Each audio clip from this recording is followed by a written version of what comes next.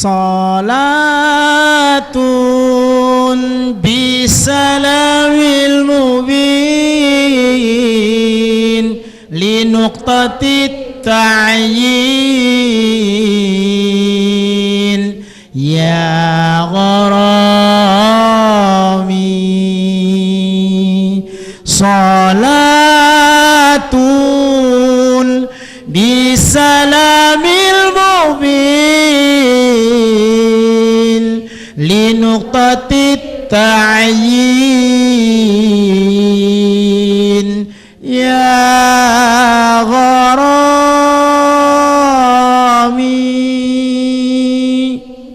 Baik, kembali lagi bersama kami dalam acara UJ Ustadz dan Jamaah.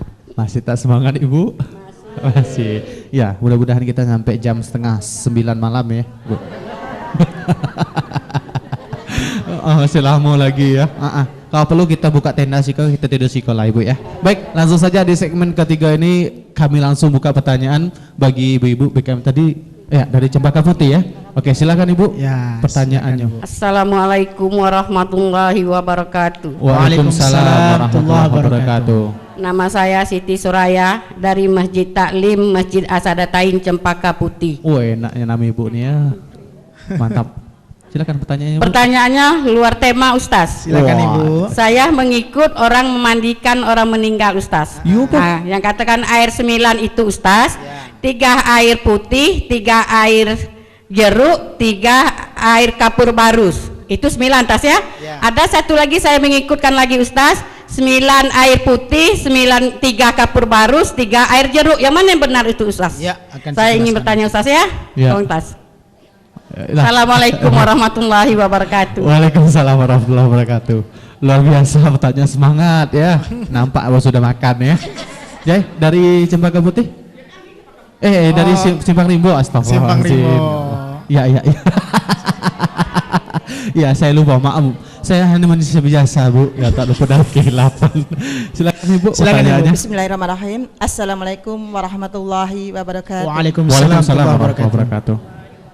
Nama saya Hajah Yulia dari Majelis Taklim Masjid Nurul Iman Simpang Rimbo. Silakan Ibu Hajah. Yang ingin saya tanyakan Ustadz, seandainya waktu kita sholat berjamaah, tapi kita kan waktu sholat berjamaah itu sudah ketinggalan, tapi tidak ikut barisan dalam soft, barisan masing-masing Ustadz. Gimana sholat jamaahnya itu? Tidak masuk dalam soft. Ya, tapi sholat jamaah tapi tidak baris, tidak masuk soft. Tapi jadi di mana tegaknya, Bu? Tegaknya di belakangnya. Jadi satu-satu, nggak masuk soft ini. Gimana itu Ustadz? Mohon penjelasannya. Terima kasih. Wassalamualaikum warahmatullahi wabarakatuh. Mungkin di atas tank, mungkin buat sab dewek. Ya Ustadz. Dari Jambi Selatan? Oh iya Ibu. Ya, silakan Ibu Sitis. Assalamualaikum warahmatullahi wabarakatuh. Waalaikumsalam warahmatullahi wabarakatuh. Nama saya Ibu Sitis dari Kecamatan Jambi Selatan di bawah bimbingan Ibu Haja Lasmi. Iya Ibu. Yang ingin saya tanyakan ini Pak Ustadz, masalah antara anak dengan ayah. Pertama begini Pak Ustadz. Iya. Ibu dengan ayah anak tersebut telah berpisah. Tetapi si anak tadi itu tidak sama sekali, ibarat kata orang itu Pak, kewajibannya dimintanya, tapi haknya tidak diberikan. Si anak menuntut supaya ayahnya memberi nafkah kepada dia, tetapi si anak tersebut tidak sama sekali mengurus ayah tersebut. Bagaimana hukumnya itu Pak Ustadz? Ya, akan saya jelaskan. Terima kasih. Wassalamualaikum warahmatullahi wabarakatuh. Waalaikumsalam warahmatullahi wabarakatuh. Ya, 3 pertanyaan Ustadz, dan juga nih ada pertanyaan dari pemirsa di rumah jauh-jauh Ustadz, dari Ibu Ana Sungai Gelam Ustadz. Oh, Sungai Gelam ya. Silakan. Yang lagi nonton bareng katanya, pakai layar tancap. Ya, Assalamualaikum Pak Ustadz. Saya mau menanyakan tentang tato. Apakah sholat kita sah apabila bertato, dan apa hukumnya orang yang bertato? Terima kasih. Silakan Ustadz. Oke, baik. Ada 4 pertanyaan, 1 SMS. Ibu Siti Soraya. Waktu kecil saya manggilnya Ibu TB ini ya. Kebetulan saya memang kecilnya di Cempaka Putih. Oh gitu. Sama orang tua saya. Baik. Ibu Siti Soraya di Cempaka Putih, mandikan jenazah. Ada orang kenal dengan air 9, Ibu. Memang air 9 itu beda-beda pendapat. Ada air 9 cuman air mutlak saja. Ya, 9 dengan 3 posisi. Ya, posisi atas, kiri dan kanan. Ibu ya, jadi jenazah itu disiram atas 3 kali, disiram balik 3 kali, disiram kiri 3 kali, dibilangnya air 9.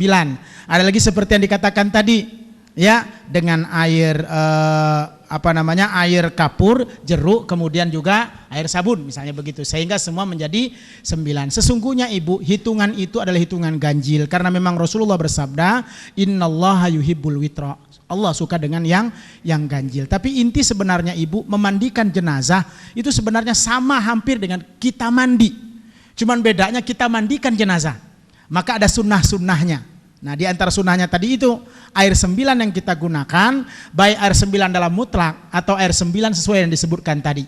Ya, intinya bahwa supaya lebih sempurna dan keadaan jenazah betul-betul dalam keadaan yang baik, insya Allah. Karena jenazah kan beda-beda Ibu, ada yang meninggal normal, ada yang meninggal sakit lama, ada yang meninggal luka-luka, ada yang meninggal parah, ada yang meninggal, jadi repot, tergantung kepada kondisi jenazah memandikannya. Kalau jenazah itu termasuk orang yang mungkin lama sakitnya, badan pun sudah susah, digosok dikit kulit terlepas, itu nak pakai air 9 agak repot Bu kalau main gosok, jadi cuma main siram jadinya. Maka dia tergantung pada kondisi. Ibu ya, jadi kalau saya ditanya orang, Ustadz Hasbullah hobinya apa? Di antaranya adalah memandikan jenazah. Bayangkan Rol. Hobi Ustadz ya? Hobi. Makan hobi tidak Ustadz? Makan hobi? Makan jenazah? Jauh. Bukan makan nasi Ustadz. Makan nasi ya. Ya, jadi memang sejak kecil. Cuman memang intinya begitu Ibu. Sama yang penting terhadap jenazah pemirsa, itu ada 4 yang wajib kita lakukan. Pertama adalah memandikan, kedua adalah mengkafani, ketiga adalah mensolatkan, keempat adalah menguburkan. Nah, cara-caranya itu ada memang beberapa sunnah yang kita lakukan. Ya, ada beberapa sunnah yang kita lakukan. Di antara 4 cara ini Ibu, yang tidak boleh sama sekali ditinggalkan cuma 1, sholat, menyolatkan. Yang lain masih bisa ditinggalkan Bu.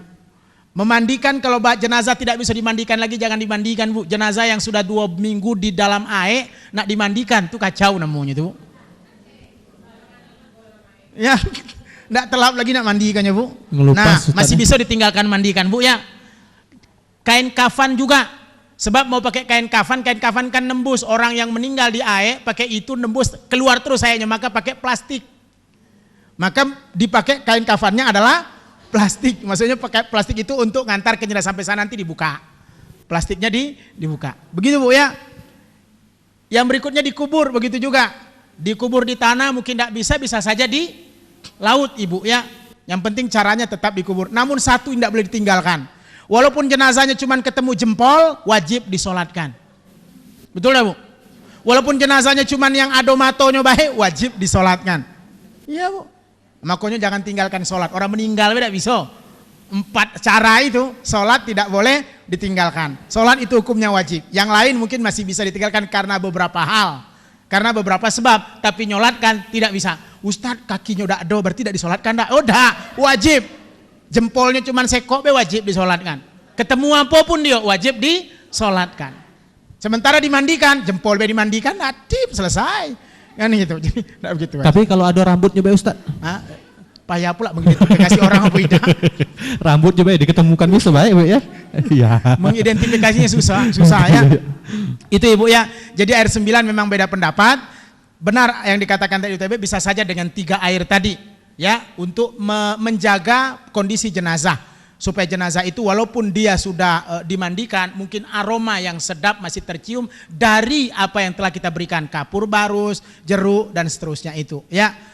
Supaya tidak terjadi fitnah. Makanya kata ulama, jangan terlalu lama menunggu orang untuk memandikan jenazah. Sebab jenazah itu normalnya paling lama 8 jam Ibu.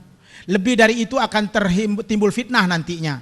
Sebab kalau sudah 8 jam, mambu dewe dia Bu, tak percaya, taruhlah ikan yang masih hidup, letakkan diam-diam di situ. 8 jam mambu dewe itu. Oh gitu Ustaz. Kan begitu. Nah, jadi daripada cepat, lebih daripada terjadi hal yang fitnah yang tidak diinginkan, lebih baik disegerakan. Kalau sudah dimandikan, sudah segala macam, mungkin mau menunggu dibolehkan. Ya, nunggu sebelum dikubur barangkali. Yang jelas si jenazah sudah dalam keadaan yang baik. Dikubur lebih cepat itu lebih baik insya Allah. Kemudian yang berikutnya Ibu Hajah Yulia dari Simpang Rimbo. Sholat jamaah masbuk, tidak masuk saf sholat. Macam mana? Sudahlah sholat jamaahnya masbuk, tidak di saf sholat pula. Waduh. Ya, sholatnya tidak sempurna. Karena Rasulullah bersabda, Sawwu sufufakum fa inna taswiyatas sufufi min tamamis shalah. Sempurnakan saf, lurutkan saf, karena lurusnya saf sebahagian dari penyempurna sholat. Maka orang yang sholat berjamaah tapi safnya tidak lurus, sholatnya tidak sempurna. Diterima atau tidak itu bukan urusan kita Allah. Cuman tidak sempurna Bu. Sudah tahu depan kosong, melantak bedo di sini dan tidak maju. Itu tidak boleh, tidak sempurna sholatnya. Ya, tidak sempurna. Ingat Ibu, sebenarnya dalam usul fikih dikatakan al-ithar fil ibadati mamnu. Nunjuk orang dalam ibadah itu tidak boleh sebenarnya Bu. Jadi kita nunjuk orang nyuruh maju ke depan itu sebenarnya tidak boleh, sebenarnya. Tapi kini itu kalau ditunjuk dan tidak maju Pak Ustaz. Maju Bu. Kadang-kadang sampai pemarah, Ibu tengok nih Bu kosong Bu.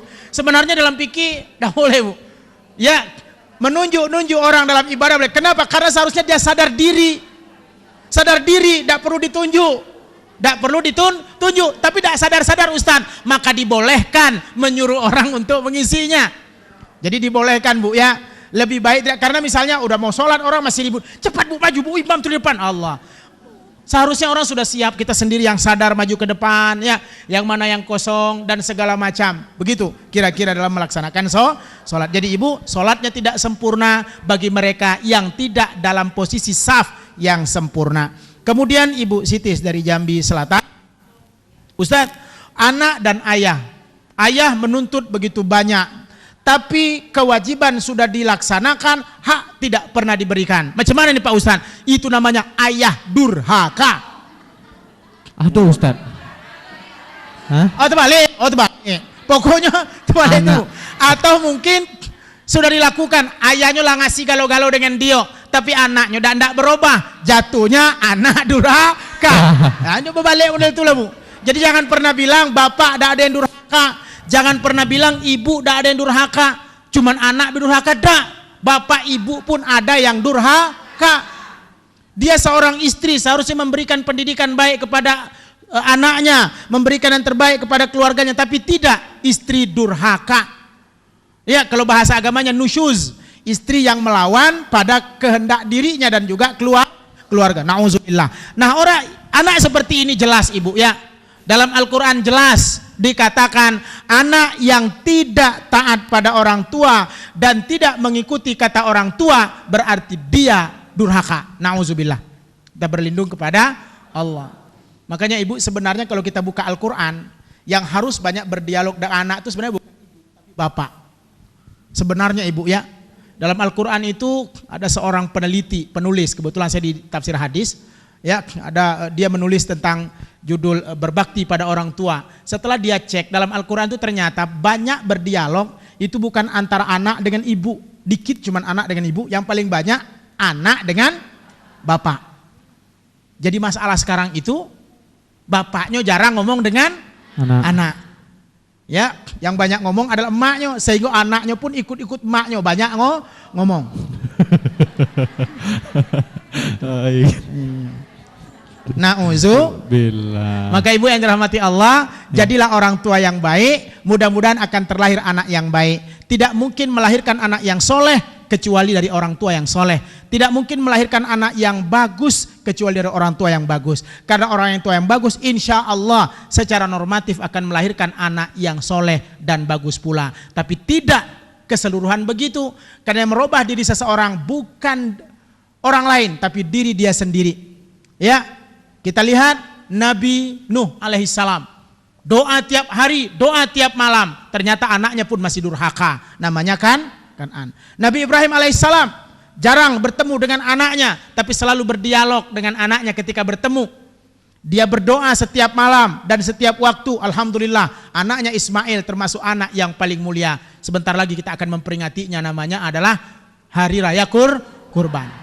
Ibu ya, subhanallah. Maka dari itu, marilah kita menjadi orang tua yang baik, akan melahirkan anak yang baik. Bila anak sudah diberikan semua haknya, maka dia tidak menjalankan kewajibannya, jelas dia anak durhaka. Kita berlindung kepada Allah.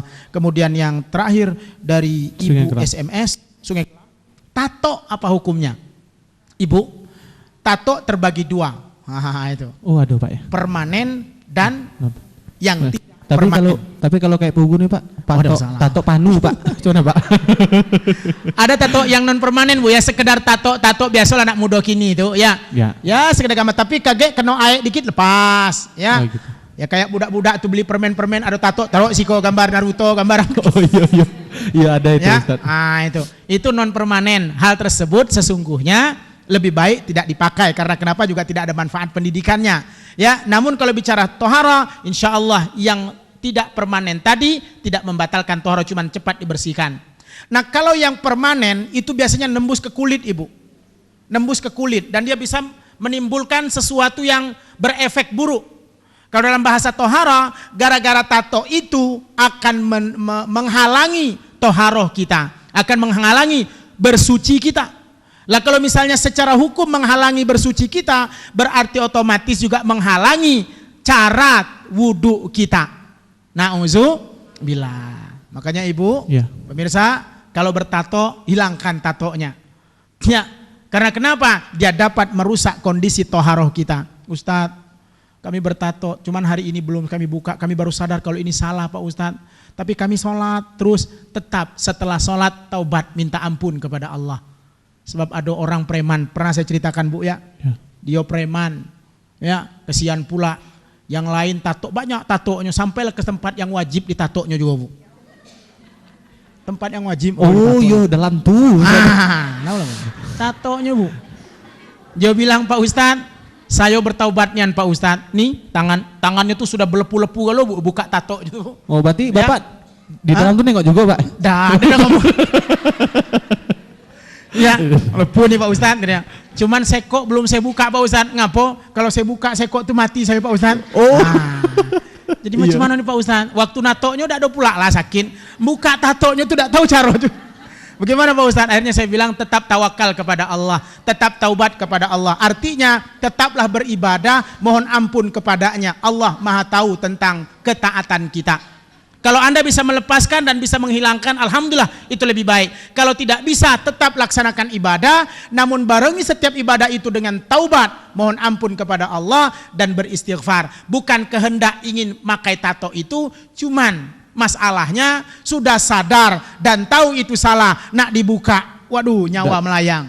Maka hari ini bertaubat kepada Allah, semoga Allah mengampuni insya Allah. Iya. Oh, bahaya juga ya Ustaz. Ya, makanya hati-hati nato-nato sembarangan. Samun dengan tindik juga tidak boleh cowok Ustaz ya. Tidak boleh Ustaz, jangan. Oke. Sudah? Baik, kita rehat dulu sejak. Tapi jawaban dari Ustaz nanti silakan mau bertanya lagi di segmen selanjutnya. Tetap di UJ Ustaz dan Jamaah. Salatun bisalamil mubin